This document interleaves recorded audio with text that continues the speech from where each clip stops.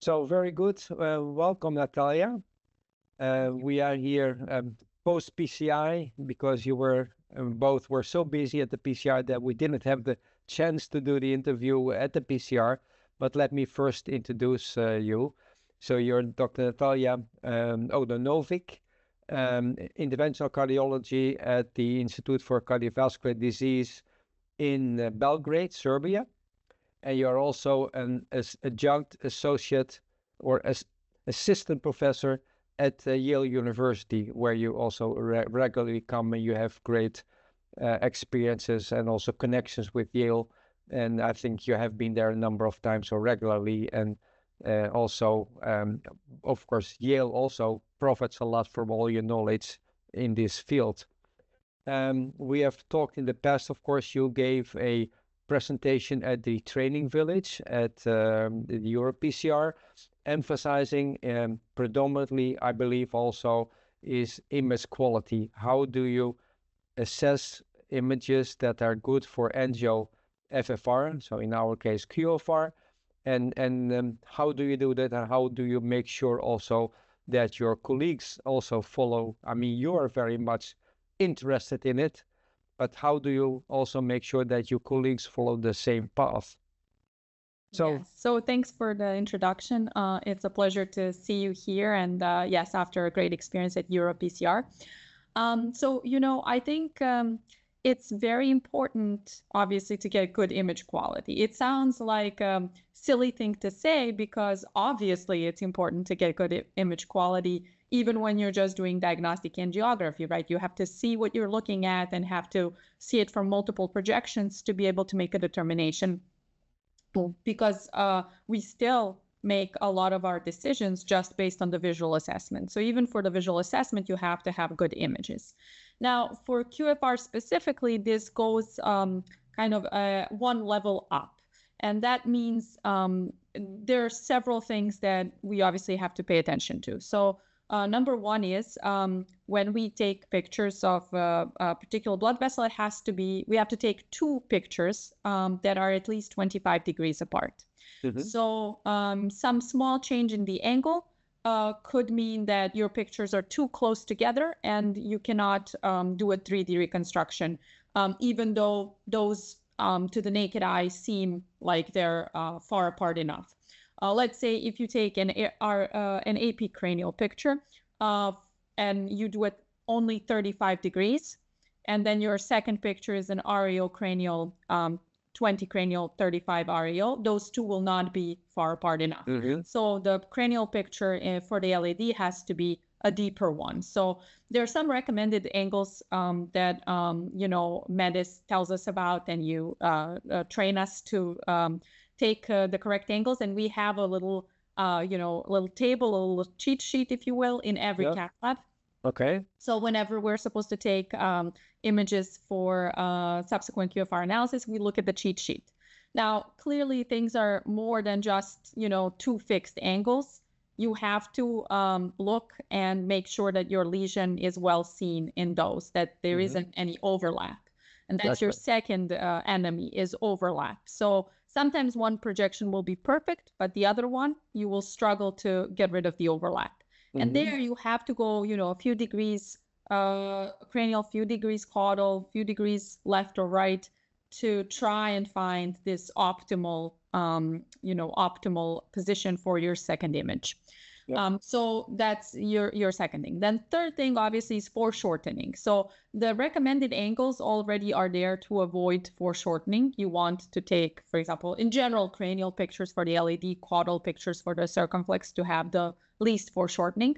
But that doesn't mean that you cannot analyze the other angles. If it so happens that in your REO caudal, you see your whole LAD because the patient is such and their heart is placed in that way, then you can do that as well. So as long as you're, as long as you're careful about those things and you're sure that you see your blood vessel elongated and all the lesions opened up nicely. And then there's obviously the way you deliver the contrast. So sometimes, especially in our cath lab, we have novice users, to fellows in training, and they can be shy about their contrast ingestion. They give a little bit, just they don't want to hurt the blood vessel. But actually, giving too little and getting suboptimal images will mean that you have to take subsequently more pictures, which means more contrast and more risk for the patient.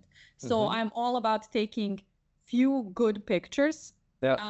And kind of, if you take only a few, but good quality pictures, then you'll get all your answers. Yeah.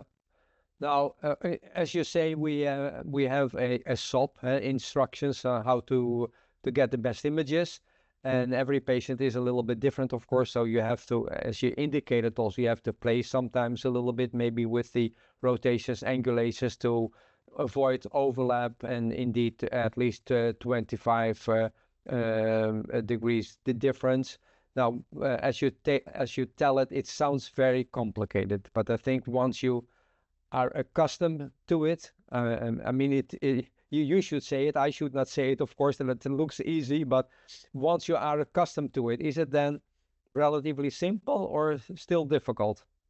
No, I mean, I think ultimately it is very simple, but it's just like anything, after you've mastered coronary angiography, it's a simple procedure, right? Yeah. But if you're telling somebody who doesn't have experience with it or hasn't done it, it certainly sounds complicated. All my friends think that, doing coronary angiography, all my non-medical friends, it sounds very complicated to them. But of course, to interventional cardiologists, it's the basics of what we do every day. It just requires a little more attention and meticulousness in your approach. You cannot be sloppy is really the only instruction I have there. Yeah. And that is indeed very important, because we see cases from all over the world, and then sometimes you're really surprised that the quality is not so good. It's that little bit of extra attention in making the proper images, and then you should be fine, right? Exactly. You also, you cannot expect the software to perform well if you give it suboptimal images, right? Exactly. So I think that's an unrealistic expectation, and so we have to do on our part everything we can to make sure that the results are accurate. Yeah, and we from our part do, with the deep learning, our best really to make everything as automated and simple and correct as possible. Also, if you have a little bit of less image quality, then with the deep learning and with the improved contour detection, we make sure that it becomes as simple as possible, but it requires effort. It's just like you say, garbage in, garbage out. You cannot expect that the software does a great job if the quality is not sufficient, and we don't need excellent quality, we just need sufficient quality. Exactly. So how you mean you did 2 training sessions at the training village? How were the reactions from the participants? Yeah, so I think they were very interested in the software itself.